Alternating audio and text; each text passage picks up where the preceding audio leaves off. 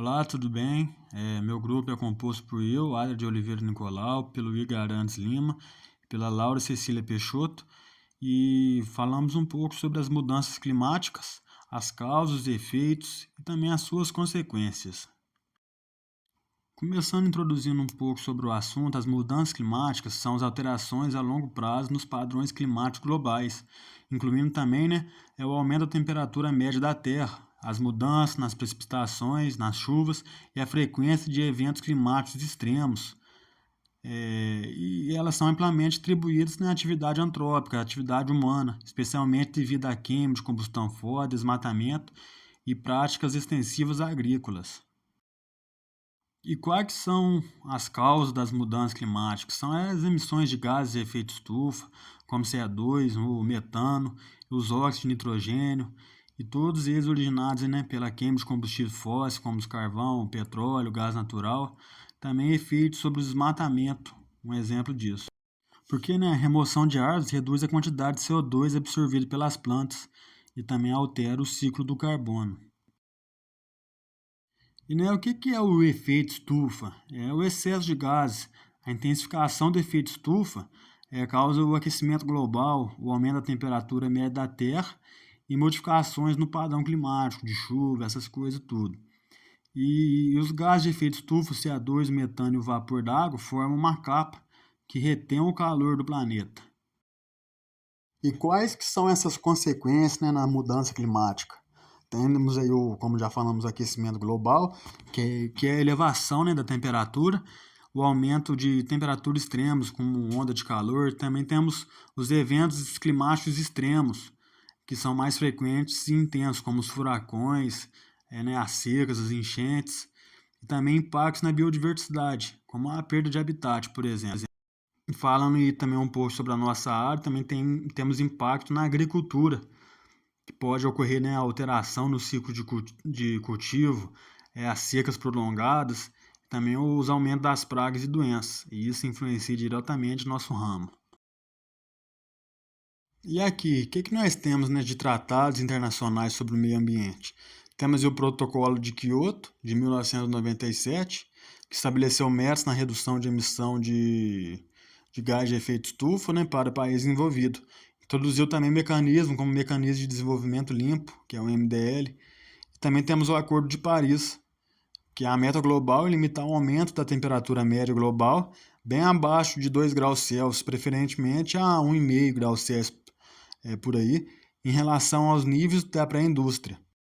Também temos aí também contribuições nacionalmente determinadas, a NDCS, que cada país deve apresentar seus compromissos, na redução desses emissores que podemos citar. Tratados internacionais sobre o meio ambiente, falando aí de novo, a Convenção dos Quadros das Nações Unidas sobre a Mudança no Clima promove acordos internacionais sobre os climas e também coordena negociações entre os países para que esse tema seja resolvido, para que possa ser diminuído, a questão de temperatura, essas coisas. E como dito antes, o mecanismo de desenvolvimento limpo, o MDL, o principal objetivo dele é permitir que os países envolvidos cumpram suas metas na redução de emissão de gases que prejudica aí, o nosso planeta. E também financiar projetos em países em desenvolvimento que reduzam ou removam os gases de efeito estufa da atmosfera. Um exemplo dos projetos do MDL é projetos de energia renovável, que é a solar, a eólica, reflorestamento, captura de metano em aterros sanitários. E quais são esses benefícios? São desenvolvimento sustentável em países desenvolvidos e redução de gases. Falando aí um pouco, sobre o crédito de carbono, o que são, esses créditos de carbono? São as certificações que representam a remoção ou redução de toneladas de CO2, ou equivalente na atmosfera. Como funciona? A empresa, o governo, emite gases de efeito estufa acima de suas cotas, pode comprar crédito de carbono de projetos que removem ou evitam emissões, como reflorestamento ou gerações de energia limpa. Isso daí é um bom exemplo. Também temos, as fazendas de certificações que também pode entrar nesse crédito de carbono, como, por exemplo, acontece muito no café. E esse mercado de crédito de carbono é voluntário e permite que as empresas ou organizações compensem as suas emissões. O mercado regulado envolve transações dentro do sistema de comércio de emissões, como, por exemplo, o Sistema de Comércio de Emissões da União Europeia. E quais são esses efeitos, do crédito carbono e MDL? Do crédito carbono, incentivo para investimentos em tecnologias limpas e também a promoção de práticas sustentáveis em setores que tradicionalmente causam essas grandes emissões. E no MDL, a transferência de tecnologia e recursos financeiros de país envolvido para os que estão em desenvolvimento. E também tem os benefícios socioeconômicos para comunidades e também os países também que estão em desenvolvimento, E o que podemos concluir? Que as alterações climáticas representam um desafio global em ascensão, impulsionado principalmente por ações humanas, como a combustão de combustíveis fósseis e o desmatamento. E o aumento do efeito estufa está causando aquecimento global, levando a eventos climáticos extremos e a diminuição da biodiversidade.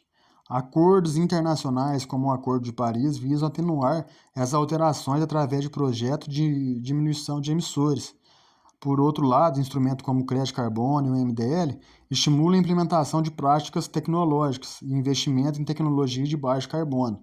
Contudo, para lidar efetivamente com alterações climáticas, é imprescindível o engajamento mundial e as medidas efetivas em todas as esferas.